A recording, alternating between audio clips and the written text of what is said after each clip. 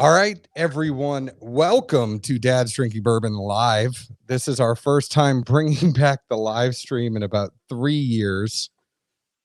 For those of you that don't know who we are two dads that have a shitty podcast that talk about bourbon and whiskey. We review it, we interview people behind it. This live stream, we wanted to do something a little bit different and just have fun and think late night meets whiskey. This is just our opportunity to get together, have a whole bunch of our friends come on with us, and just have a blast, right, Zeke? Hopefully. So hopefully if you're watching this, you know who we are. If you don't know who we are yet, check us out at dadsdrinkingbourbon.com. Check out our Facebook group. You're probably watching this on our Facebook group or our YouTube channel. We haven't really built up the YouTube channel very much, though. Not ever since you ended up on there naked that time. It kind of hurt the viewership. Well, I want to ask you, how many times have you worn pants in the past 2 months? Pants? Pants. I wear them to work every shift. Oh, yeah, you do. So this, for me, tonight, this is the first time I think I've worn actual pants in 2 months. You wearing pants right now? I am wearing pants. I'm wearing jeans. Normally, I'm just in shorts. But we have our friend Matt, who just joined. Tall Pine Trailer Park from Saudi Vegas is in. We have the Bourbon Life is on. We have the Bourbon Lens is on. They're glad we're wearing pants. One of the best filmmakers in the entire game, the brain trust behind Binder Stash, She Wolf Films. Erica is on. She's commenting. Matt wants us to stand up and prove that I'm wearing pants. You'll see it. You will see it. I don't know why you're wearing them, though. What's the point behind this? Just because I like this. Pants are overrated. So as you can see here, this is going to be pretty interactive. I could put your comments up on the screen. We could talk about this. If you have questions, we can put this on. We have Bills in pants. So our guest is waiting in the green room, Bill Binder. He's wearing pants. We are going to talk about his amazing trick shot. We might have some other special guests that are on today, Zeke. Are you looking forward to this? I'm looking forward to everything but seeing you in pants. I'm still pretty perplexed here. I don't understand it. I mean, it's 9:30 something at night where we live, and you're wearing pants in your own house. I mean, to me, that's like the equivalent of you being a married man. Are you going to start, rocking a rubber every now and then too or something? Well, I did want to tell you, I have a surprise for you today. And people can see it now. I got new slippers. These are some awesome new slippers. Zeke always likes to shit on everything I am doing. Those are orthopedic looking AF. Orthopedic. They're not. They're from Sorel. Sorel doesn't give us anything, but this is like a really good hiking boot company that made these. Yeah, so hiking boots transition to house shoes. Yeah. Heck yeah. Why not? Those look like the saws of house shoes to me. I don't know. Yeah, you put a pair of blue jeans in those, Jesus, man, you're falling apart. See, I got jeans on. Right there. Everybody wants me to prove it. What percent stretchy are they? I don't know. They're jeans. I got big legs, big calves. You know that. You make fun of me for it. Now, I want to. I like this Matt guy. Matt's great. I want to see some whiskey tighties, fruit of the damn loons. I'm a boxer, man, Matt. So, Zeke? Do you know what's going on with the draft? No, I haven't paid attention. I think Big Dick Joe went number one, probably. If people know what's going on, if they have a pick, feel free to go ahead and put it up in the comments. and I will make sure to put it up on the screen so everybody knows what's going on. I should have the TV on behind me, but I don't. I was more worried about the people that we actually have on here. Well, the TV is in front of you. The TV is right in front of me. Yeah, so you can't put it on behind you because it's in front of you. Yeah, it's right there. Well, TV. don't say I should have it on behind me if it's in front of you. Oh, do you want me to put it on so I can follow the draft? No, I'm just saying you're spoken correctly. Yeah. Joe Burrow just went number 1. Thank you, Kyle. So, see, I didn't have to watch. I knew what happened. Speaking of clothes, this show where we kind of have a thing going on with our friends over at Dry Duck, and Dry Duck is a pretty awesome clothing company, and they sent us some stuff. We have been waiting to actually use it.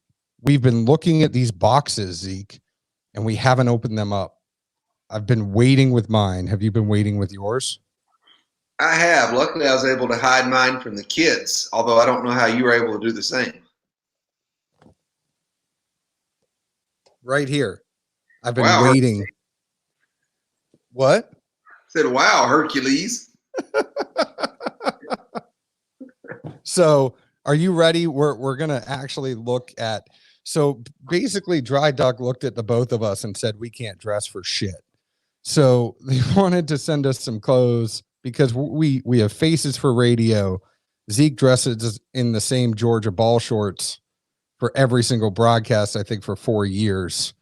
He wears these same Georgia ball shorts. People come over, any whiskey people that have come in to do an interview with us know that Zeke is not dressing up for him. So Dry Duck wants us to look a little bit better for this broadcast. So let's see what they sent us, right? We're going to do an unboxing. Do you want to go first? Is it like Christmas where like I pull out one thing, you pull out one thing, or? I thought that was called something besides Christmas, but I don't know what you kids do in the boat now. All right, well, let's see. And I want to let you know, while you go first, Zeke, you go ahead and go first. I want to let you know that if you go to dryduck.com, use code Bourbon15 for 15% off. So you can use Bourbon15 for 15% off at dryduck.com. Yeah, and so the folks at Dry Duck were nice enough to allow us to peruse the catalog, ask literally hey, what strikes your fancy, what catches your eye, send us over some notes. That being said, the first thing at the top of my box here, let's get it out of the wrapping. By far, one of the things I was the most excited about, a pretty sweet fleece, which with the weather we've had in Tennessee right now, normally at the end of April, I wouldn't think I would be rocking a fleece, but it's damn cold out there right now. I don't know about you folks. It's funny you got that because I see this here. I got a fleece too. Yeah, you copied me when I sent you my list. No, I had my list first before you did it. I see how this goes, Edwards. All right, well, I see your fleece. What did you get next? Let's see what number 2 is in here. Oh, wait, another pick. Another pick. Yeah, I'm actually probably even more stoked about this, to be honest with you. Let's see if I can try and do this justice on the camera. Pretty much an industrial backpack, so to speak. Sweet, heavy material. As you know, we often end up meeting friends and whatnot in random places, toting some bottles around here and there. This guy, if you can't tell, is about bicep deep for me. I'm a pretty tall guy. Even got a small little pouch in the back that'll work for a laptop. Again, pretty stoked to have this and use it to tote some bottles and or the laptop around when we go to hang out with friends, especially once all this social distancing BS finally comes to an end. Well, What you got there, buds? I got a nice shirt. A nice blue shirt. It's a button-down shirt. I know you think it's about the size of a parachute, but you with a blue shirt? Never. Me in a blue shirt, right? Yeah. Exactly. I like Matt. He's just gonna troll us the whole time. It's great. So the next one I got here is a t-shirt. I simply love this because it says "Built to Last." My younger days when throughout school and afterwards, when spent too much time in a bar and too many nights laid out, the people always ask how I managed to do it, and I just said Georgia boys are built to last. So I'm excited at the subtle humor of this one. Well, Zeke, we better not be twinsies. You really copied me. I didn't copy you at all. They sent us stuff and it was similar. You requested what I did. I did not request what you did. It really shows you have no fashion sense. I'll tell you. Looks good, I'm going to go with. I'll tell you the next thing I got is a fishing shirt. And yes, it's blue. Zeke is going to give me hell for it being blue, but anybody who knows anything about me knows that I love a great fishing shirt. This is pretty much what you are going to see me in the summer most times on a good hike or, out on the lake. So thank you. Yeah, you love a good fishing shirt. You just don't know how to fish. I fish all the time. I do a crap ton of fishing, Zeke. And so I've now got down to the curveball part of this packaging, which, as I mentioned before, we did a list, and I'm a little confused here because if you know me, plaid's not necessarily my thing or my go-to, and where this nice and fancy button-down plaid shirt came from, I'm not really sure. Edwards, did our list get confused? No, I just thought that you would look good. Hold that up for everyone. I mean, you are a pharmacist. You do go to work. I thought you would look good in that shirt. I mean, every guy needs you're a Georgia fan. It's red. It's white. I think you would look good in it, honey. It's got an interesting chest pocket. I'm gonna have to see what kind of uses I can find for that. I'm just wondering if you also happen to include one of these for yourself too to enhance the twinsy mode. Well, I mean, we are going to be twinsies many, many times. But no, they're also spring growing up. Well, no, look at this. Look at this. This is badass. So a lot of the stuff that Dry Duck has is like work shirts, and what is this? This is an awesome work jacket, a chore work jacket. It's canvas. No, what's it made out of? Like canvas. I mean, did like 2 buffaloes have to die to make that for you? Yeah, probably. It's nice and warm. It's lined with fleece on the inside. Check Pete that out. Pissed at you. See, it's all warm on the inside, so I'm going to be nice and warm in the I'll be nice and warm. That's very winter, so to speak. And by so to speak, I mean that's very effing Edwards. Oh. Lastly, I'll have to remove my pinhook lid that I've rocked for forever for a minute. Oh. Hey, Gilligan. So I'm pretty stoked about this. I saw they had a boonie hat. And, if you've listened to us enough, as a kid, I'm Eagle Scout. I was in the Scouts. And I had like this camo boonie hat I rocked for years, like every weekend we went camping. So when I saw this, it just really brought back old school memories of those days and just good times of being a kid and not giving a shit. So, this has got snaps. Oh. Well, I just need to line this up with a sweet mullet I've got from not having a haircut in 2 months, and we're in business, John. Oh, man. Zeke, what the people were saying is that would look great with a mustache. I bet it would. That would look amazing with a mustache. What do you think? I got to work on this brim in the offline times, but I'm pretty stoked. So anyways, this has taken a little bit longer than I thought it would, but for us to set everything up, I want everybody to know check out dryduck.com right now.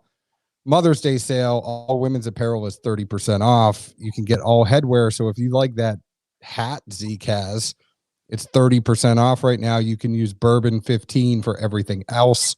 You can go to men's. So see Canvas, Zeke. That's where my jacket was, right here. Right here in these. Buffaloes are the dad. Well, I don't know, but like you could check out all the different stuff they have. Here are the fleeces, which we liked a lot. You can go ahead and get the same fleece that Zeke had, but check them out at dryduck.com. And then without further ado, what are you drinking? Because that's what people want to know. All right, so this actually surprised myself. As much as I love the early times bottled and bond, this thing's crooked shit. I've got Old Forester 100 proof. I've been crushing it. Really? I actually don't know if early times is still my favorite. I think it has more of a little bit of bite, makes you respect it more. But this Old Forester 100 proof, it goes down with a quickness. It's crazy that you are moving away from your early times bottled and bond because you were so hard on that for a while. I'm just open to other opportunities. Like one of my best friends growing up told me. Baskin Robbins has 31 flavors for a reason. Your go-to will always be your go-to, but the times when you don't want your go-to, you're thankful for those other 30. Well, this is what I'm drinking tonight. I figured if we're going to start this live show off, we better do it with a bang. And this is our Jack Daniel's barrel strength pick that we did with Flight Club. You know, for all these people out there that are talking about Jack Daniel's barrel proof now, we were there. We were early adopters, Zeke. I just have to say it. I have to remind people. You got to remember, I started the hashtag better than GTS 2 Januaries ago. And now people are just like, oh man, it's good. Yeah, we've known that for a while. No, that's all I can say is it's good juice. If you're sleeping on it, I'm thankful at this point because we're hopefully going to get our pick every year. The Wolfpack's going to do their thing. And, as long as Barrel 2 never shows up, we're rocking and rolling. Exactly. Trent is drinking Zeke's favorite, Elmer T. Lee, which this is well documented in 2 blinds now. And Jacob Clark is on a heater tonight. So there's a lot of good stuff going on. Matt Beach is drinking Jack Daniels. He's drinking Jack and Coke. But, somebody is knocking on our door right now, Zeke. And I wonder who that person is. Sean Josephs from Pinhook is knocking on our door. Sean, how did you even get the password for this live stream? Can I hear you? Are you talking? A little technical difficulties. Are you there? Sean? It wouldn't be the first show if we didn't have. Are you on mute? I mean, whoa. There you are. Yeah. Yeah. What happened? I don't know. I was just like stumbling around this rick house and then I just popped up on the other side. How did you even so you're on our live stream. What's up? What do you want? I mean, I was hoping I think that you guys said you wanted to talk to me about some of the new stuff that we had going on. Oh yeah, you have a new bourbon coming out, don't you? Right? We've got a new bourbon coming out. First bourbon to come out of the Old Taylor Distillery since it was shut down. So pretty big news there. So I was just, excited and looking forward to sharing that with everybody. So can we do a podcast around it? I thought this was the podcast. No, this is the live stream. But like, I think we should do a podcast to talk about it. This is like the bait and switch. I get Yeah, it. I'll call you tomorrow. No, that's cool. I'll call you tomorrow. Cool. Don't worry. We'll talk. All right. Thank you guys. I appreciate See it. you, You're not Sean. getting a program without a green hat. Zeke needs his green hat. He was wearing it to taunt you. Even he's I like, know. I don't have the new stuff for you, and I'm gonna bring the green hat. I mean, we've talked about this more than once. That we did. It's like Snoop a Loop. Bring your green hat. We're going streaking through the quad into the gymnasium. I'm not going streaking anywhere. It's cold outside right now. All right. Well, we have a very, very special guest, and that is the man, the myth, the legend. He is a trick toilet paper, golf ball shooting, cigar smoking, badass human being. And in honor of this, I think Zeke is going outside to enjoy a cigar. But the man, the myth, the legend, Bill Bender, who's wearing shorts, not pants. Hey, There he what's is. going on? How's it going, my got- friend? It's going. How you doing? I'm doing well. Woo. You got Zeke here in his Eagle Scout hat. Oh Jesus! Is that going to make you shoot better? Is that going to make you hit better golf shots with your chipper, with your pitching wedge, bud? I feel like Zeke's like, that's not a knife. This is a knife. What are you rumbling your mouth about? You caught me in a dead moment. You look very Australian. Hey, I told you, I had one of these things when I was a kid. I'm like, back to the good old days here. I just can't figure out how to fix the brim. So here we go.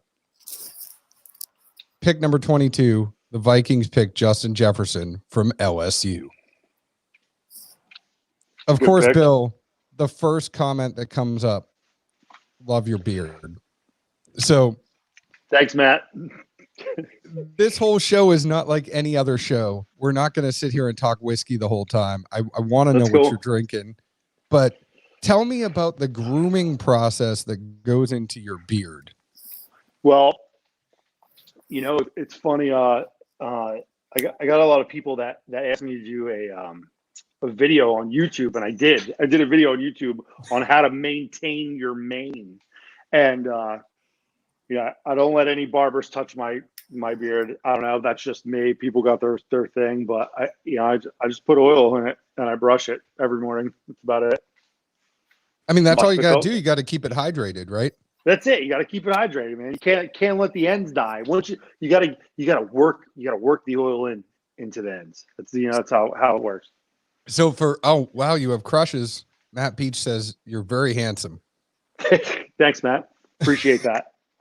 Mike wants to know how many bras were stuck in your beard. None, because when I started growing this beard, I was taken. So And you have a very, very talented other half. that's right. She's the boss. I think most importantly, though, we'll cut to the chase. Why does your beard look so damn good and Edward's can't get there? I don't know, man. Everybody's different. It's just like, everybody's got different facial hair. Mine is wavy. No, I saw a picture. You know how those pictures pop up, and this picture was you last year, and it was Yes. last year when I grew my beard out. That was the Masters. Yeah, and it really just looked. It was wavy, and it looked awful. It looked like no matter what I did, I tried to straighten it. I tried to put oil in it. It just did not look good. Yeah. Did you get the little straightener, the mini straightener for the Yeah, beard? I tried it. Is that how you and did thing's it? Shit, Is it? it's awful. Man, I can't believe I you think actually you used one of those. Too hard at this, Edward. You work too hard. You got to go I- effort sometime. Yeah, you just gotta let it go. Just say fuck it sometimes. Oh, you just gotta It's fine. I mean, sometimes you do have to say that, but Mm. it's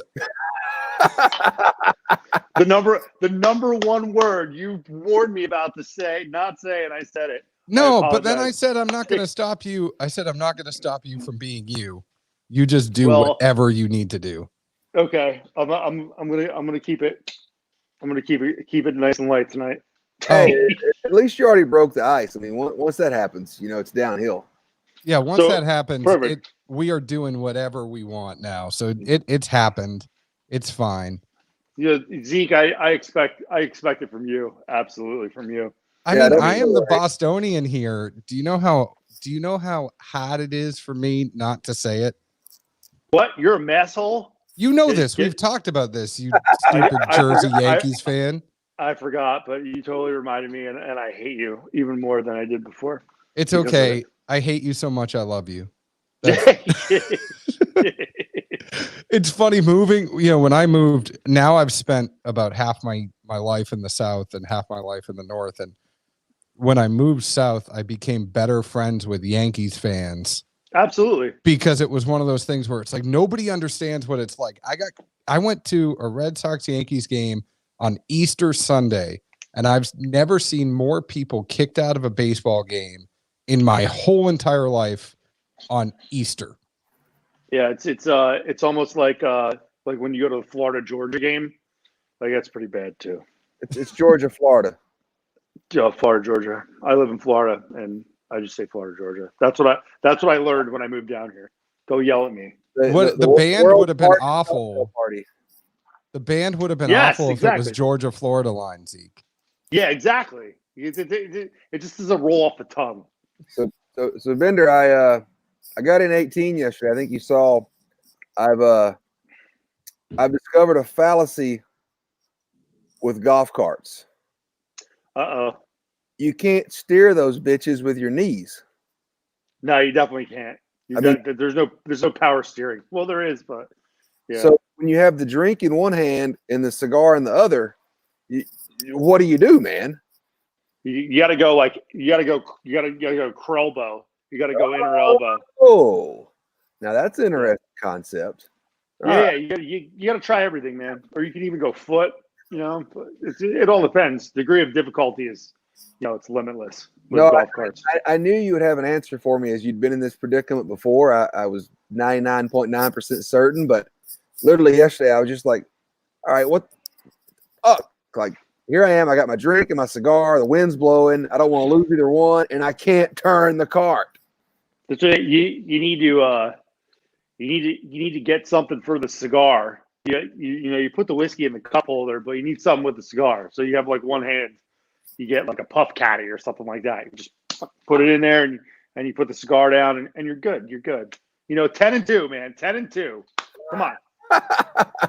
So I have a big question for those of you that am don't I talking know. to myself right now?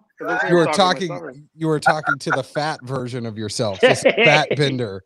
And sometimes Fat Bender comes out to play.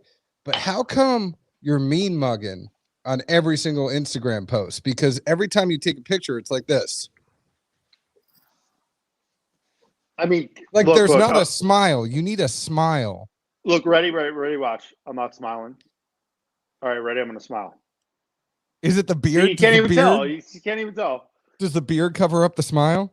It does. It does. But I was never a real smiler, growing up. I always had this shitty face on at all times, just like the stone cold face, Yeah. And that's good because I'm 40 now and I don't have the crow's feet, from the smile lines. Like my skin's pretty tight because of it. So I feel pretty young. Oh, you did a good job. You did a good job there. All right.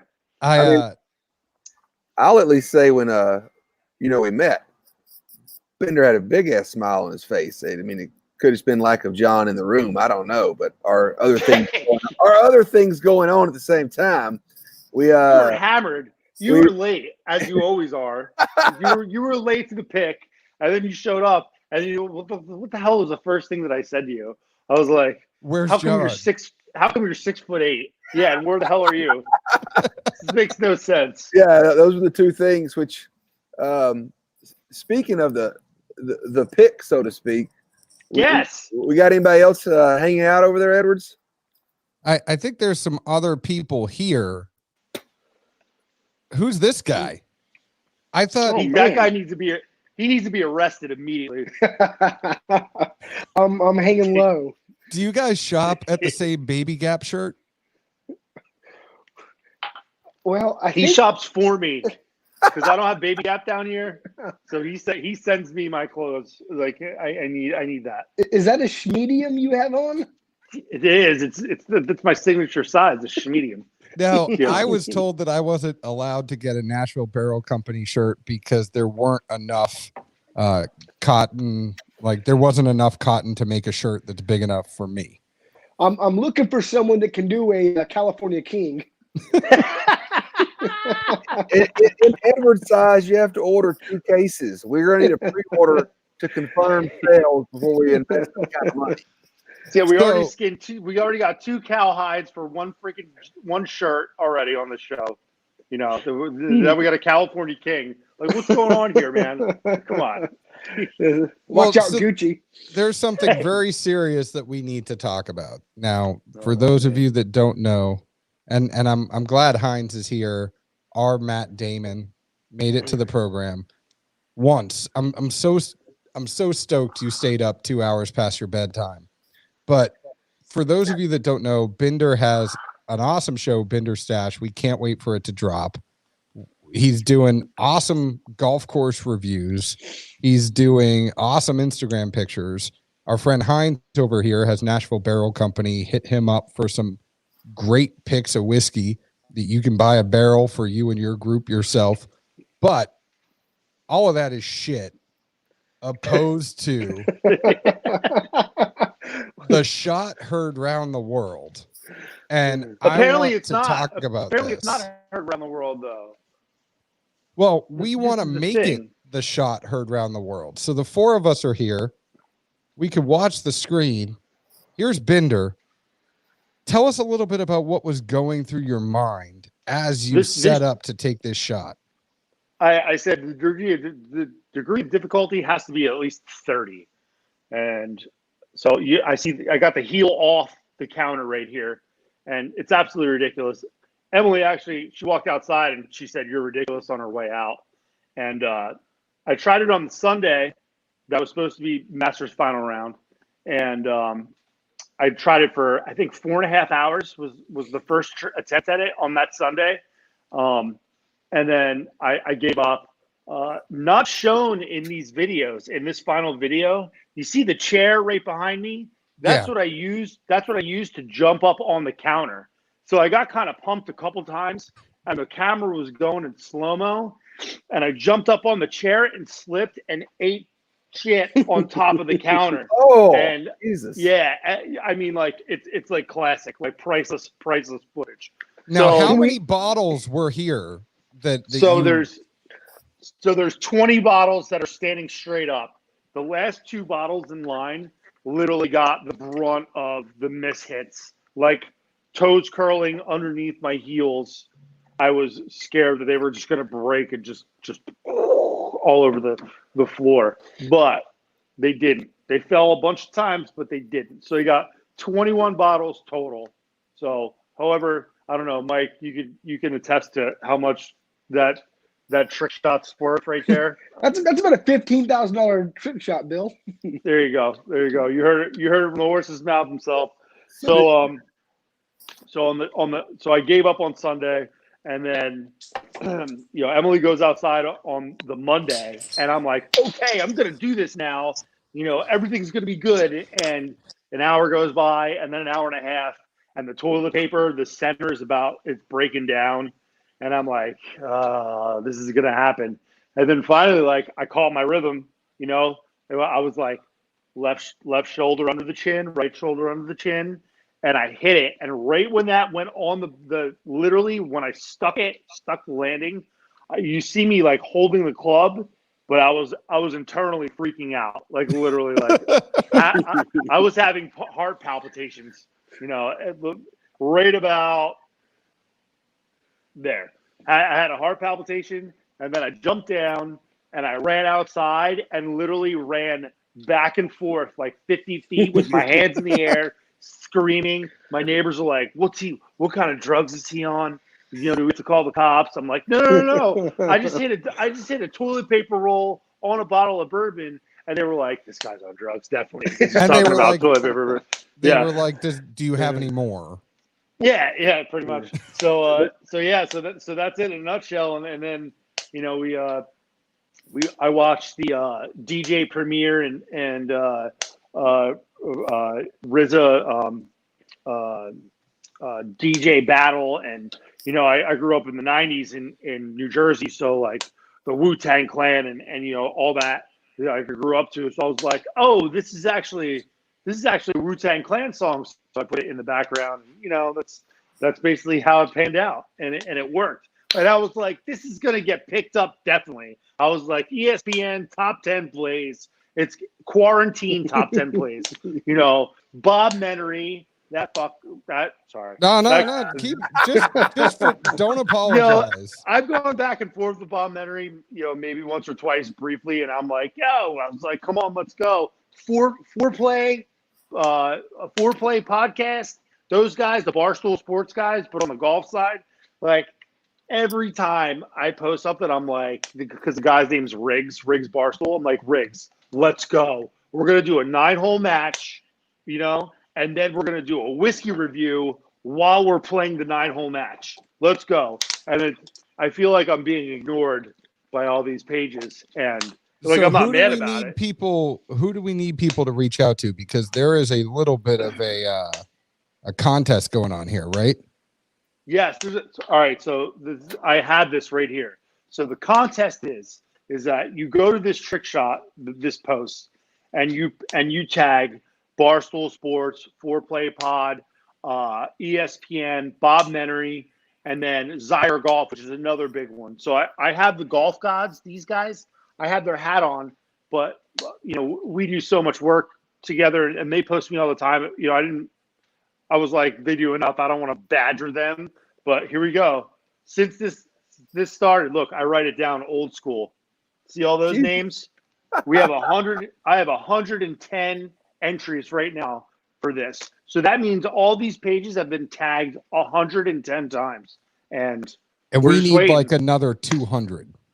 We need somebody with connections is what we need. You know, but listen, I'm also thinking on the other hand, I'm like, well, maybe this shot isn't that good. Or maybe it's not good enough to get on these pages. And then I'm like, well, wait a minute. This is a 40-year-old 1-iron. There's 15 grand worth of bourbon on the ground. And I'm wearing a ridiculous outfit that I love to death. And there's no way that this can't be put on any of those pages. So I'm baffled. If 1-iron or not. Like I think when you throw that was a 1-iron in there, I mean, we've all heard the famous saying, you know, God can't fucking hit a 1-iron. Exactly. The deity. Exactly. And I can't hit a 1-iron. I keep one of my. What is Hines is making so much noise over there? What is he doing? He dropped his Xanax. It's okay. Go get him. What's he doing? Oh, you know what it is? He's rolling dice. That's what he's doing. He's rolling dice. I was going to revert back to the comment about the neighbors asking, you know, what substances you might be on, and there's nothing harder to defend than the one time you're actually sober, and they're like, "Man, what the fuck's wrong with this guy?" Actually, I'm just sober. Y'all never seen this. Well, it's funny because our next door neighbor, she's on Instagram too, and she's like, no wonder there was so much noise because every time before I hit the roll of toilet paper, I would tap the 1-iron on the countertop. And she's like, "What's all that noise?" Oh, okay, you were making another video. That's like, oh, all right, Bill's making a video. It's okay. So, hey, Bill, when was the last time you actually wore that outfit? You mean the camo outfit? Yeah, that's pretty badass. Thank you. So that company, I've worn that company. That's all I wear for golf. I've worn it for about, I think, 20 years now. And the last time I wore that was when I found that 1-iron that I hit the shot with. I was literally, it's hilarious. There was a music video, and for the music video, there was like 3 different scenarios of the music video for each band member. And the one was the one of the band members was a caddy, he was a caddy for like a golfer who was a dick, who was a total like loser, and he was rude. So I played the dick golfer, like this is the wrong club, and like throw it at him and all this stuff. And at the end of the scene, that's when the band member, like the caddy, would snap and he started breaking clubs and throwing them. So they got this used set from this like 5 and dime store, it was secondhand store. And I'm looking in the bag and I'm like, yo, is that a 1-iron? I was like, don't break that one. Just don't break that one. Break any other club. So I actually got a 1 and a 2-iron from this set that was used as a prop for this music video. It's pretty funny. So were you a Cinderella boy? That's right, Cinderella boy. So somebody is still kind of hanging out outside, and he hasn't gone away. Sean, what are you still doing here? I mean, I think I felt a little disappointed in my short opportunity. So I was just like, it's not stalking. I guess it's more of a lurking. Well, John, you did do Sean pretty badly. No, I mean, like I told him we'd do a podcast with him. I didn't think he thought this, but what I mean, more importantly, we're glad to have Sean back. But what is Zeke doing? Zeke's setting up for something. All right, so you never know what that guy's gonna do. Everyone, a guest here, has actually been to the rental where I am, and there's a barrel on the back deck. So I never made it to the back deck. well, it's here, so not too much a degree of difficulty, but obviously I'm not the best golfer either. So at this point, you either get to go Team Edwards or Team Zeke. I've got the wedge and some balls out there. We're going to chip. If it hits the barrel, Team Zeke doesn't drink. Team Edwards does. And obviously vice versa. No. You said this was Bill. I'm not. You said I'm drinking. Bill was going to drink. Oh, no. I'm drinking. Yo, guess what? I'm your Huckleberry. So that is a great barrel from Bourbon Charity. Make sure you check out Bourbon Charity. They're doing amazing things. The more and more I drink this bottle, like when I first got it, I was like, wow, this is interesting. I've never heard of it. And then I looked at Texas, and we all know how I react on Texas whiskey because I get hammered. And then I started drinking it more and more, and I'm infatuated with this bottle. I love it. Well, I just want to say I brought out Breaking Bread. This is one of my favorite Pinhook Ryes. It was picked by Sean, Barrels and Brews. So Justin and James from J Squared Barrels, 404 Kitchen, Mike Hines, Radner, and Dad's Drinking Bourbon. Yeah, I'm not cool enough to get that bottle. I've got another bottle. Well, come on over. I'll give you one. So which side are you guys going on? The MacBook's going to show the ball at least coming into it, I think. Well, how are we going to know if it hit? Because, did you even think about this? We can't see the barrel. I can't see anything. All right, the MacBook is sitting on the barrel. So it's going to hit the MacBook or the barrel or something else. Wait. He's going to shoot balls at his MacBook? Yeah, it's getting rained on sitting right now. This seems like a great idea, Zeke. Yeah, it's amazing life decisions right now. I think Zeke should keep doing this. This seems like an awesome decision, buddy. We're not sponsored by Apple, so he's shit out of luck if he hits that computer. We'll see what happens there, bud. All right, let's go. So Bill is going to drink. If Zeke hits the barrel, Bill is going to drink. I think Bill's going to drink away. Either way. If Zeke misses, Zeke is going to drink. So let's see what happens here.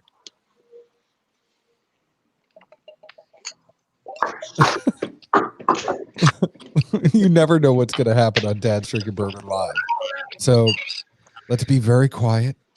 Zeke, he's about 20 yards away. He's got a pitching wedge, slight elevation up to the green. He's about to take a shot. He's taking a couple practice shots, messing with his grip like Sergio Garcia. And He's eyeing it. I can't see anything. I can see him approaching the ball. Edwards, can you blow his screen up? I'm trying to. Hold on, let me see. It blows my screen up. How do I get? The fourth I don't one want hit- my screen. I don't know if you saw that. Double click his screen. See if that works. The fourth one hit. All right. Oh! Three, not so much. Well, try it again, Zeke. We can see you now. We could I see hit you. Fourth one. I mean, I don't know any other better angles here. No. We can Fine. see you now. I've made you big, so go ahead and do it again. Do it again. Yeah.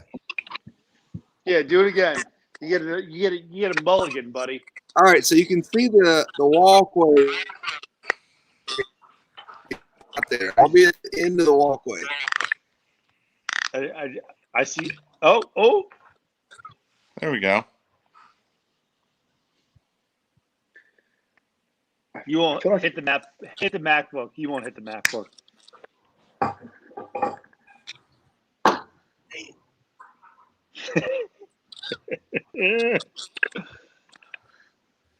Is he done?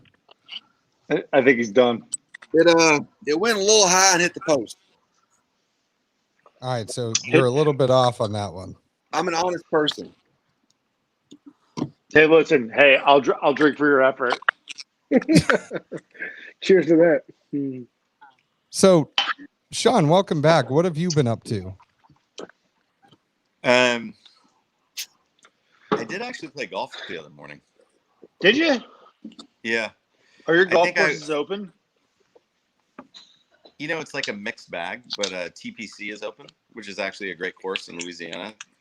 They play an event there every year on the tour. Can't beat typically. that. Yeah. I walked, which was awesome. That's great. Did you have a caddy? No. No. And I walked. Everyone else was in a cart. And I I like realized walking. it was funny going into it because we're trying to take the social distancing, respectfully. Yeah. But I tried to explain to my wife going into it. I was like, it's golf. Like, we'll all be very far away from each other, right? Yeah. When are you within 6 feet of somebody on a golf course? Like you're Never. like Yeah. never. So it's perfect. It's the perfect sport. Yep. Right. So it was actually awesome. And the course was, I mean, as you might expect, it was super busy because I Pristine. think really it's the only sport that you could legitimately say that you could play, So, And- Not in Bill, Florida. why are they apparently. closed in Florida? Why can people go to the beach, but they can't go golfing? Well, there's no. that whole beach thing, that's Jacksonville. That's North Florida. I don't know anything about that, but I could tell you that the those damn spring breakers ruined it for everybody down here. They so Dade Okay, County, Boomer. Broward County, Dade County, Broward County, and I'm in Palm Beach County. The three counties on the south east tip of Florida, we're like this is like the hot zone here. So they're like everything's closed. Since literally my birthday was March 12th. We played golf March 12th for my birthday. That was a Thursday, and then the 14th we played golf, and then literally right after that everything closed down. So everything's been closed since the middle of March. I hear talks about reopening stuff, but that's it's not neither here nor there. So yeah, we're actually in the hot zone of Florida. Tony says Jacksonville is just South Georgia. It's also Jacksonville is literally South Georgia. They're like, Yeah. we're gonna open the beaches, and then they got like 1,200 new cases of corona overnight that night.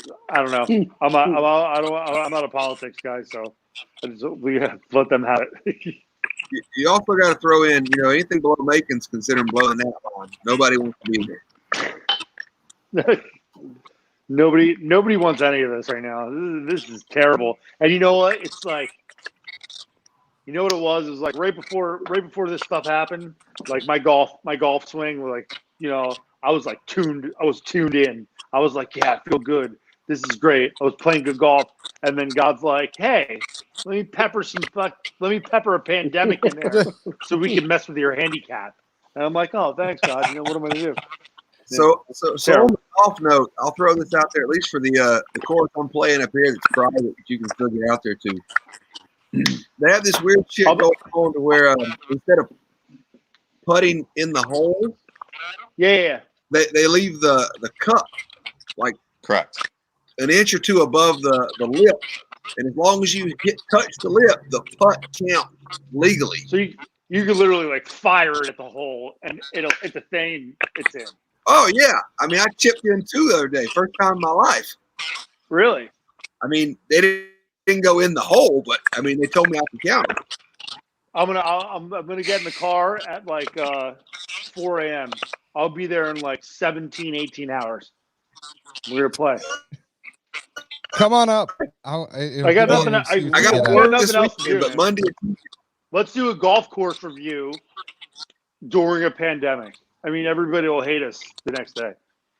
Well, it'll be perfect. I mean, I'm working the weekend, but Monday and Tuesday I'm off. Let's get at it. I'm down. I'm down to do it. Well, we'd have to do Monday morning. Zeke and I are booked up Monday afternoon. Oh, whoops. Sorry, my scheduler just informed me we have a prior commitment. But Tuesday we don't have anything. Perfect. Let's do it. Now I've been staring at this bottle for an hour, and we need to open it. I think you should. Now it's only fitting, right? What's the proof on that one? This one is 111.8.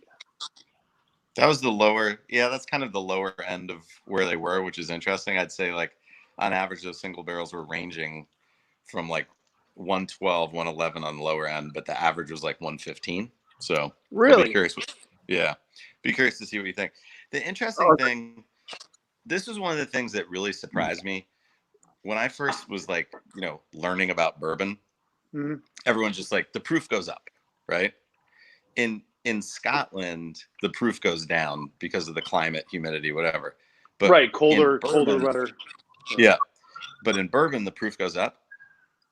All of our barrels, and this is MGP juice. What you have there, all of that stuff was 120. That's a 120 fill. Yeah, that's really 120 fill. That's almost 4 years old. I think that one. I don't know. I mean, most of those were right around 4 years old when they were dumped. So you lost, right? Isn't that? I talked to you about that. Don't you guys always hear that the proof goes up, but like, we're mostly like, that's a huge proof drop. But I told you about that. We've talked to Greg Metz a lot, who is now the master distiller at Old Elk, and he was the master distiller at MGP. And it's the way the Seagram's building was made. It was all cement and concrete.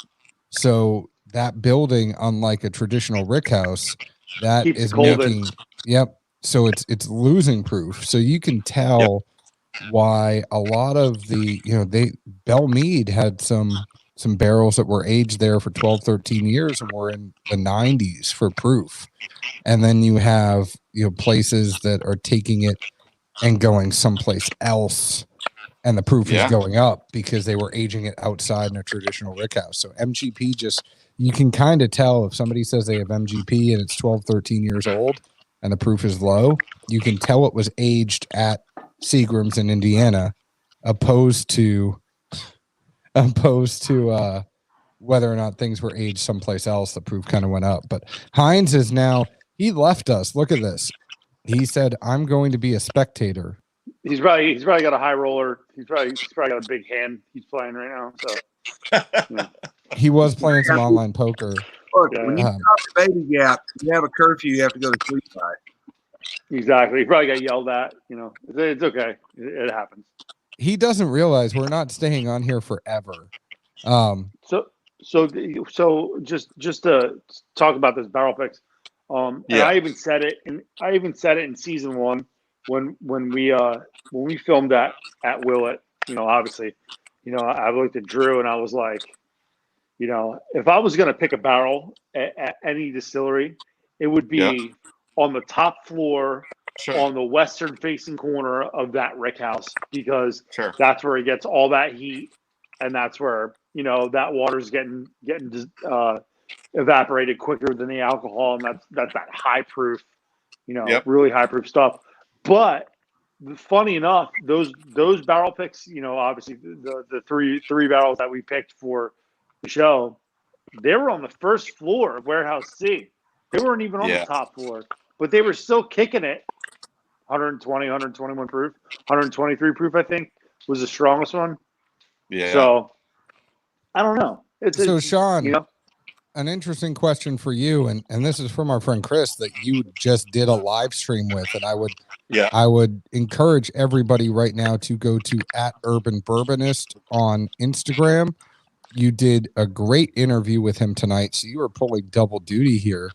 But thankfully, you're not on the road, and we can kind of get you easily. All the time in the world. Yeah, but Chris was awesome. We had a great time. He has a follow-up question. Are you seeing proof loss at Castle and Key? Yeah, so that's an interesting question. So what we tasted tonight, which I guess we're meant to talk about another time, but our high proof bourbon, we bottled it at 114.5, but cast strength was about 116. Those were also 120. But really, the interesting thing, and I'll be honest to say I don't 100% know the answer to this, more of our rye barrels, because they're what were delivered first, so there are two rick houses at Castle and Key, B and E, and B is brick and E is concrete. And so the earlier stuff we had filled went to B, and now a lot of stuff is in E. So I don't know what percentage of our high proof bourbon was in warehouse E, which is concrete and which would be cooler, but is clearly seeing a drop from 120 to at least 116. So how many levels are there? That one is like 4. Okay, 4 stories. Yeah, and we're I think mostly on like floor 2 and 3. But it's I'll be honest, like part of the thing that's been so fascinating for me, like the more I've been able to get closer to stuff, is some of these things that you take at face value or explain to you, and then you see it in action. You're like, wait a minute, I haven't seen a single pinhook barrel that we ever bought higher than the barrel entry proof. That's crazy. They're all lower, and and some of them were like stored at MGP for 3 years, and then we shipped them to Bardstown for a few years. But like at no point were they able to like creep back up north of north of entry proof. So I think you need to do an experiment. You need to do an experiment and get like a shipping container and put some, because you know how you could build a rick house out of a shipping container? Put like 10 barrels in there and see what happens. Put 5 on the second level and 5 on the first level and just see if it makes it go up a little bit. I will say. How about it? Good. I'm sorry. Good. Oh, I was just going to say to your point though, Bill. So I was just doing single barrel identification for pinhook. So I spent the last 2 days, I tasted through like 54 barrels, like 35 bourbon and 19 rye. Tough job. Thank you. Yeah, it is a tough job. all MGP. And I don't look at the position. Like I just like crank through and I'm just tasting. Primarily off the top of my head, I would say 80% I picked barrels that were by the window.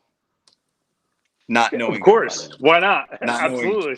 So I didn't know they were by the window. I'm just tasting. And so the better barrels were by the window because you're catching sunlight. It's also airflow. I think it's airflow, oxygen, all those things. I just think of Office Space when he's like, I used to have my desk by the window and I could see the squirrels and they were merry. And now you've moved my desk downstairs. And if you move my desk one more time, I'm going to burn this place down. Like, look here, Edward, your stapler's gone, bitch. Have you seen my stapler? It's a swing line. So, Bill, while we got you in a bit of a big question, but the weekend you were in Nashville, lots of picks went down. I mean, there was a Yes. new riff that was confirmed. Yep. There were Willet picks that happened. Then there was also the most recent, Fuck Panther Traverse City, which is MGP's Yes. pick. Where do you really try to compartment? Like, where do you place those picks in terms of juice, profile, etc.? Because I mean, I tasted them all. I mean, I was fortunate. I was lucky, but there's a ton of profiles going on. Other things like, how do you really where do you rank them almost without picking your favorite child? Well, I you talk about rank, and you can't really, because everybody's profile is different. Your profile is different, and there's 4 people right here, and even though we might like the same stuff, like Zeke, like when we picked the Traverse City barrel, like you and I kept looking at each other like, yeah, it might be 2 or 3, and everybody because there was like 4 or 5 or I think 6 barrels. Yeah. Everybody's palate's different, and you might be similar, and you might like certain stuff, but and I think, and this is exactly what we're talking about. Barrel picks and flavor and flavor profiles. It all has to do with, it's not about the rick house. It could be brick, it could be cement, it could be wood. It's a lot about elevation. Where it's sitting. Stuff in the valley, in a valley, or stuff on top of a hill. A higher elevation. It's all different. It all depends on weather. Mother Nature is what the most dependent thing about how a barrel is going to taste. And somebody could have a shitty summer or a super warm winter and a super cold summer, vice versa. And you're at the whim of Mother Nature, and that's the beauty about whiskey.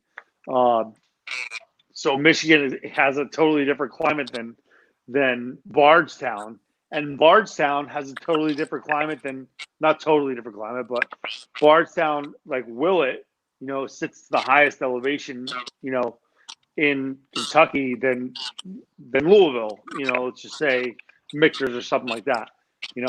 But Willet, Michter's, T8, Traverse City, they're all great. They're all awesome. It just depends on, what your palate demands and what it doesn't. But that new riff, the new riff that I brought down, that was that full send that we picked. Yeah. That's Cleveland. That was good stuff. All 3 of them are really hard to pick. I sat here literally right where you're looking at me right now. I sat here with the 3 picks, and I was like this for hours, for a week. Blah blah blah blah. Let's put some water in it. Let's let it sit out for 30 minutes and let the air hit it. It's all it's all the different factors. It all adds in. Do you think Bill shot the shit hardcore? Zeke, you got to put your headphones back in. I'm just sorry. So what I wanted to ask Bill, what I find interesting too is 100% people's palates are different. But what I was talking to someone about recently that I find interesting is I also think there's a philosophy to picking, right? And I think there are 2 philosophies, right? One is a person that's looking for the outlier, right? Versus the person who's looking for kind of like the perfect barrel. You see what I'm saying? Are you looking for a little bit like the freak in a way? And of course, something that's still delicious, but is kind of almost off profile and unique?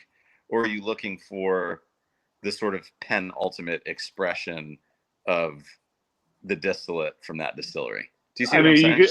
But you can actually look for both. So it's really funny when we filmed at Jack Rose, and I'm sitting with Bill Yeah. Thomas, and he's like, "Oh, check this barrel pick out that we picked," and it was a Weller Antique. It was a 107, and Yep. from my experience with all of the Weller Antique 107 profiles of barrel picks, it's the heavy cinnamon and the dark the baking spices and the dark fruit. And he's like, Sure. "Yo, check this out." And literally, can I talk about this? What I'm talking about? Okay, fine. So yeah, I got the okay.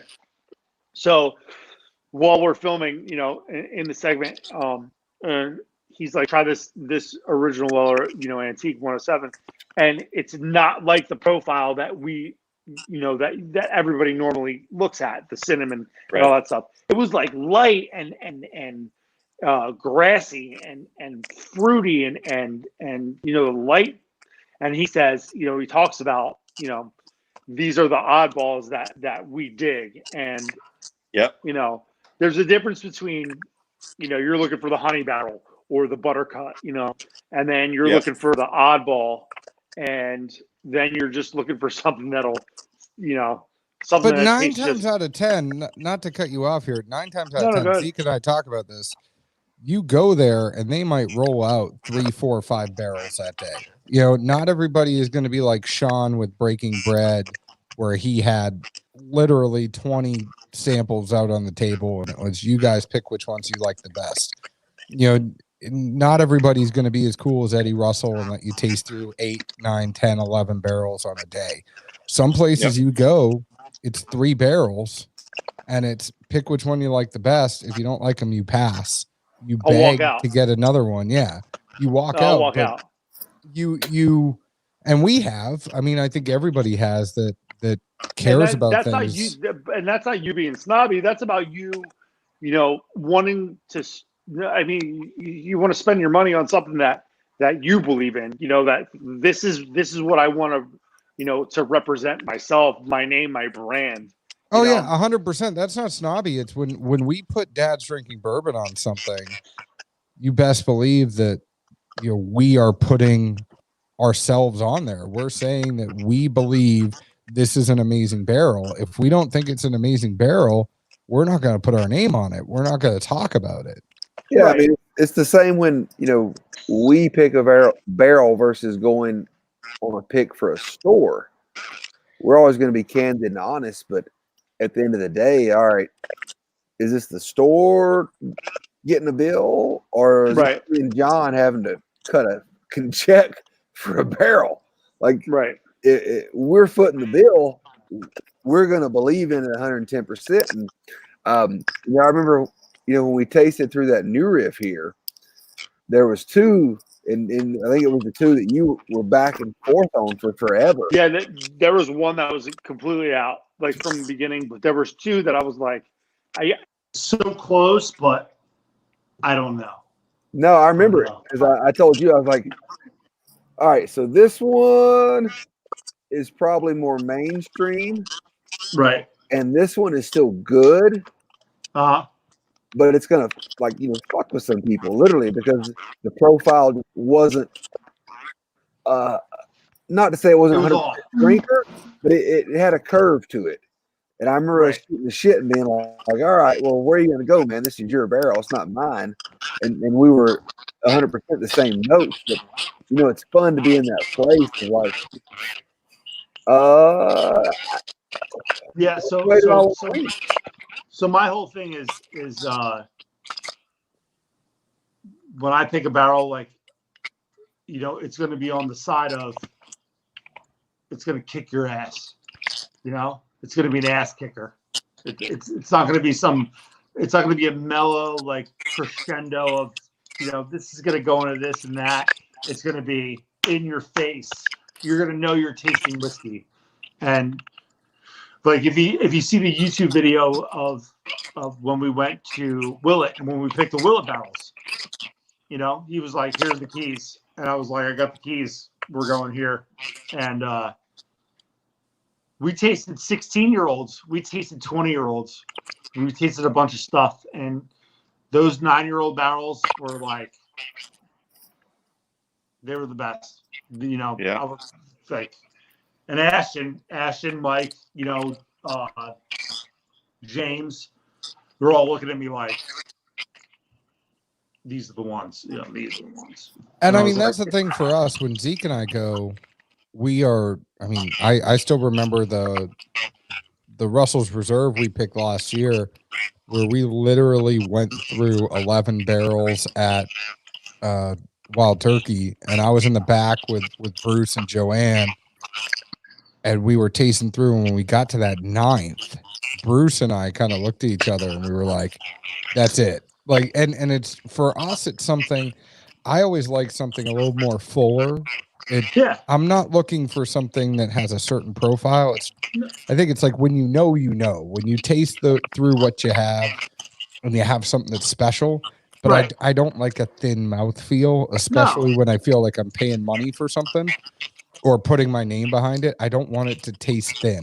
When we were tasting the Traverse City, Zeke and I looked at each other like 3 times, and we were like, this could be it. This is it. This has got to be it. You know, you know. When you know, you know. That's it. But then there's some fun stuff like when we did the Jack Daniels Barrel Proof, and we did that JDBP.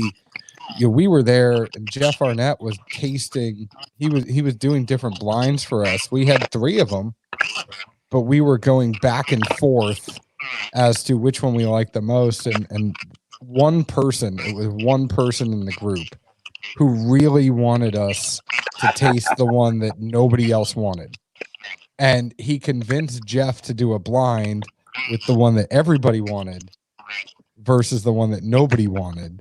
So like we were constantly doing reblinding, putting 2 against each other and figuring out which one we liked the best. And it's like, all right, hey, we're going to go back and we're going to walk away for 10 minutes. Then we're going to come back and we're going to blind it again.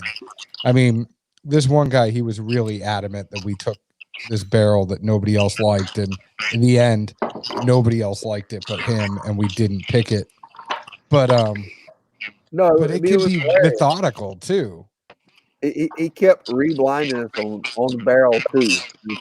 The forever running joke of like, all right, it's barrel 2. We know what it is. We've tried it 3 times. Fuck, it sucks every time.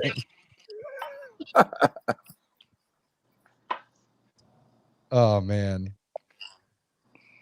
Sean, what's your favorite thing you look for in a pick? I mean, I'll be honest, you guys have way more experience than me. Like I didn't, you know, it was interesting when I had my bourbon. You just tasted like 50 bourbon and rye yesterday. What do you mean? You mean that's like his that? job. No, Wait, I guess what I was going to say is like, wait a minute. So were you ever in Florida? What's that? Were you ever in Florida? Yes. Did I meet you? Yes. There you go. Hey, and there you go. Hey, Bill. Sweetwater, right? Hey, Bill. Yeah, can I just tell you something? For like 10 minutes. I'm interrupting you for a second, but Bill, you know he's a masshole too, right? No, God. Yankees suck. Okay. You guys continue. Just give me 1 second. I'll be right back. He's gonna do something with the Yankees. But no, that's Sean, just gonna make me do Tommy Boy quotes, by the way. So Sean, we're going to Castle and Key. We're all aware. We like what we've seen so far. Yeah. What's the status of a pick program there? That's a great question. So I had tasted through a number of barrels, and we're really happy with the blends that we've been able to do so far. And I have a bottle of our high proof bourbon is headed your way. We'll be there soon, so you'll taste that. I know you guys have obviously tasted Right On. I wasn't getting enough. Oh, there we go. There we go. Sorry. I don't know. You guys see that? You're lucky. You're lucky because I think the Boston fans they dropped this COVID disease because they knew that the Yankees were going to win the World Series this year. Would I go to jail for that? I don't know. I said that out loud and I heard myself and I was like, oh shit.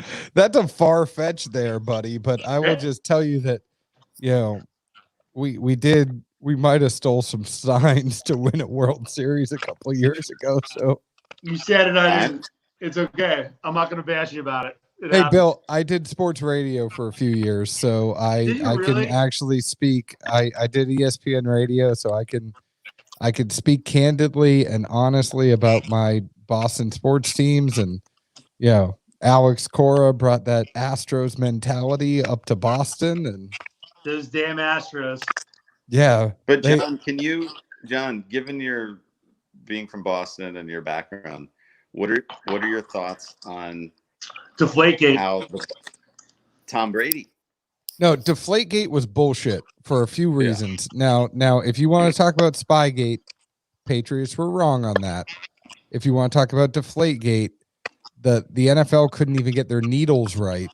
They had different needles that they were using. They never had a database of the inflation that they had. Like they never took their for readings and Christ's put it sake. anywhere. No, You do you use know? the same needle to inflate a freaking football that you do a freaking bike tire? Do you know Same why? goddamn needle. Do you know why Tom Brady got suspended 4 games? Because he wouldn't show nude pictures of Giselle to Roger Goodell. He wouldn't give up his phone.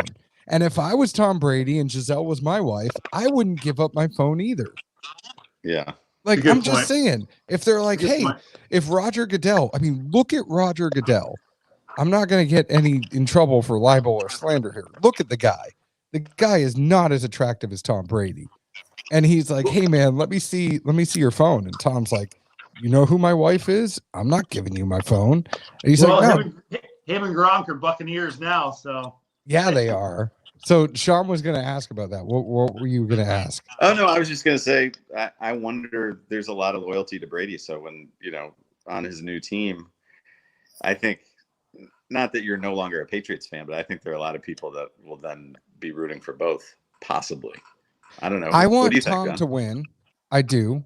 Yeah. I like Tom. I think he deserves to win. I think both him and Bill Belichick want to be able to say that the other could win without the other. I think that's where we're at right now. I think that's why Bill Belichick wasn't gung-ho about re-signing Brady, and I think it's why Brady wanted to go test the market. And if you think about it, it was funny.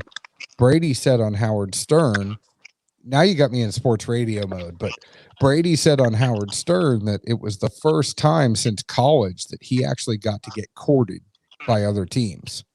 If you think about it. And he was never going to have that. He was the backup. He wasn't even courted in college. He was the backup. No, but I will tell you, when you are from experience, when you are a high school senior and you're going on recruiting trips to these colleges and they take you out and they show you a good time, like you don't, it's just something that when you're going out you meet with the coach for about a half an hour and then the guys on the team take you out and the first thing you do is hit up a liquor store and then there's a big party that night and you're a high school kid and it's your first college party and you're seeing all that stuff. I mean, that Tom was getting that. You have 5 of them. And, so Tom was getting that not just in Michigan. He looked at some other schools too. Yes. Did he come on? Was he the backup? Did he work himself in there? Hell yeah, he did.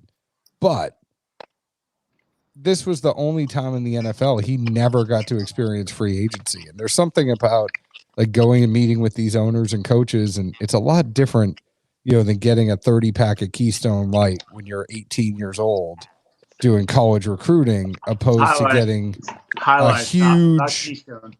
Oh man, 30 stones were $9.99, Bill. I'm not lying. Like that was the shit when I was in college. And we would do case races with Old Milwaukee's Best. Oh, that will prove if you're a man or not. But so John, nobody recruited you from your wrestling days in the singlet? That wasn't a hot commodity. I got recruited more for track and football than I like running. Yeah, shot put and discus. Shot put. Shot put and discus, my friend. Hammer throw. Shot put and discus was I was I could throw. I bet you But could. but it's if you think about the way that you get courted when you're a free agent in the NFL, I mean, they're taking you out to amazing dinners. They're telling you how great you are. They're telling you that they're going to build the whole program around you. And that's the difference with being, courted in high school opposed to college. I mean, when you're in or high school opposed to the NFL, there's no restrictions in the NFL. You're not going to get sanctioned as a college in the NFL if you take them out for an amazing dinner and give them a whole bunch of stuff. And it's just different. He didn't have that. If I were him, like, here's the thing. I wish he would have stayed a Patriot for life, but I understand why he did what he did. And I understand why he went courting. I can't say. I mean, how do you think he never got courted? He knocked up an incredible like the movie Blue Chips. Heck yeah, like the movie Blue. That was amazing because Great Nick movie. Nolte was great in that, but Anthony and so Penny and Shaq. Yeah. He still knocked up an amazingly hot chick. At the same time, he hooked up with Gazelle and then had another kid on the way. I mean, like, that's balling.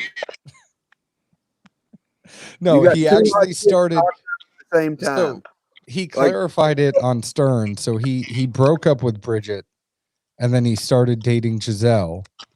And then as he started dating Giselle, Bridget reached out to him and said, "Hey, Tom, guess what? I'm pregnant." Yeah, breakup sex is a motherfucker.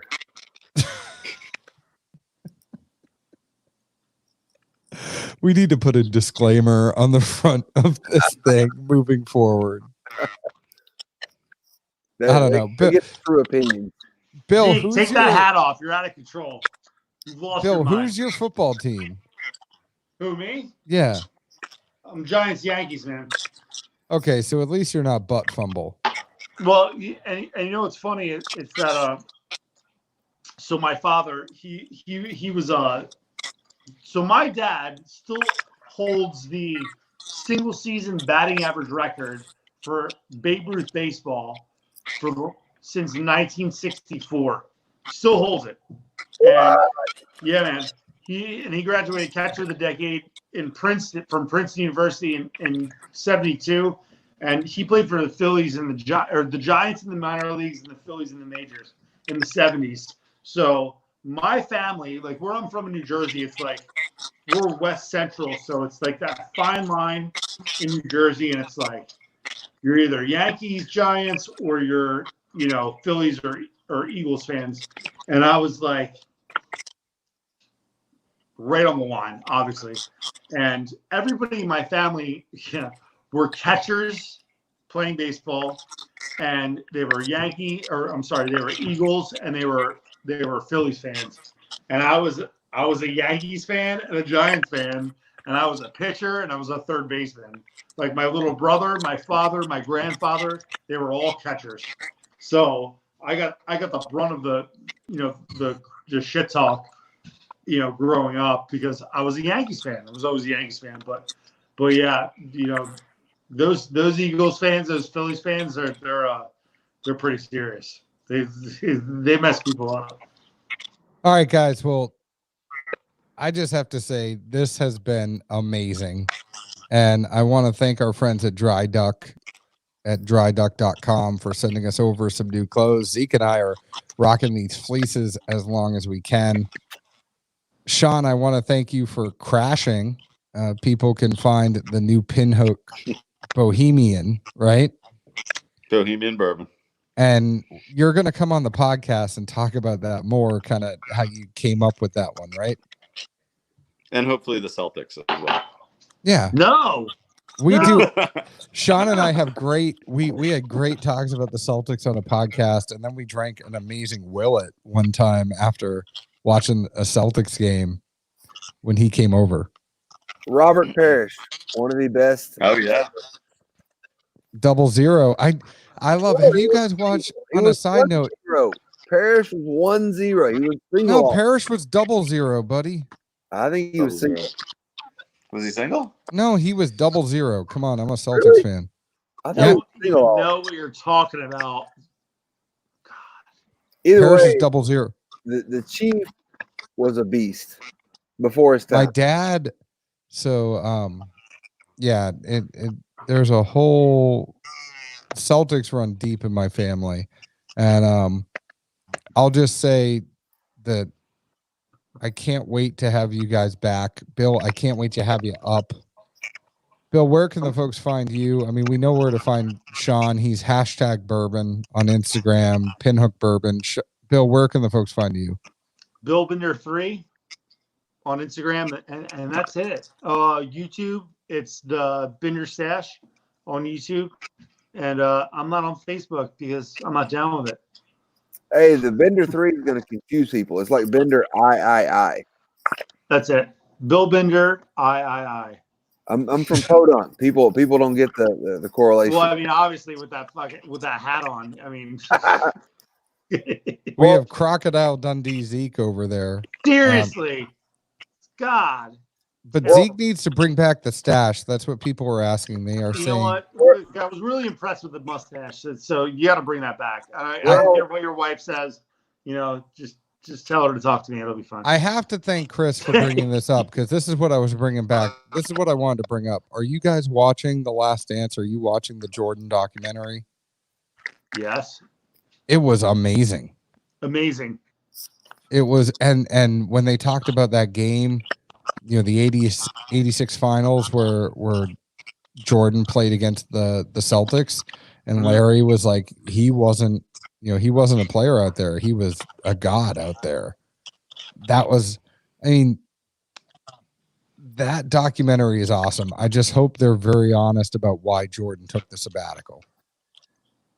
Well, I think a more important note to end this thing would be, Bender, it's a quarantine shit's going to end pretty soon. Yep. And I got to feel like, Sean's probably going to allow some barrel picks pretty soon. Okay. You got a place to stay here.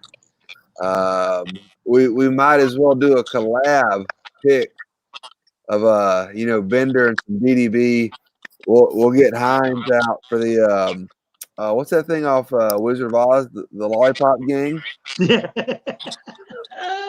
So we put everybody together and we're just gonna do an epic effing pick. I think it's a great idea. And you know what the funniest part about that is? We watched Wizard of Oz the other day, and I literally recorded on my phone we represent the Lollipop Kids part of Wizard of Oz. Yeah, well, and Hines. I mean, he was there. So maybe I could put Hines' face on all three of the Lollipop Kids, and then I can post it. And I'm just saying right now, Zeke and Bill and Sean, we're gonna invite Chris. Chris just said in from Urban Bourbonist on Instagram.com. Chris, come on down to Nashville. Zeke Should we has have an epic barrel pick? I would love it. I mean, let's do it. All the makings are there. Yeah. Amazing things happen. Amazing things happen when the dads go live. We're probably going about 30 minutes longer than I thought we would, but we were having so much fun. We hope you guys enjoyed it as much as we did. You can find us on Facebook at Dad's Drinking Bourbon, Twitter at Bourbon Dads, Instagram at Dad's Drinking Bourbon. Find us wherever you download your podcast. This is just something fun. This show is fun. If you like it, let us know. We will keep it going. It's going to be a different night every week. I was going to say we will keep doing it, but I messed it up. We will keep it doing. If you like it, let me know. I know. It's late. What? Who knows what I'm saying at this point, but it's late. And listen to our podcast. I'm gonna get beat up by the time this thing's done. Well, tell her that. Do you hear it? Bring her over. Tell her she has to get in. Come here. Get over here. Nah, I'm gonna get beat up even more now. Well, tell her she's awesome and tell her to keep doing what she's doing because she makes great films and you have a leg up on everybody. They told you to shut up and you're out of control. Tell her that we are, you are lucky. We're all jealous because she makes amazing videos. And if we could all get somebody like her on our team, we would all have our own shows on TV now. Could you imagine what my golf reviews would look like if I tried to do that shit myself? I know. It would look like Riggs Barstool fucking shit. Why do you think Zeke and I haven't gone live in 4 years? Exactly. Because your wives won't do it for you. John. Oh, thank you guys very much. Check it out. Wait, check it out. Oh, there you go. There you go. I need There that you go. sweatshirt. She cursed. You got to yell at her for that. Y'all take it easy. Bill, thank you. Okay. Sean, thank you. Mike Hines, thank you. Zeke, thank you. Dry Duck, thank you. Use code Bourbon15 for 15% off your purchase. Cheers, everyone. Cheers. Cheers. Ciao.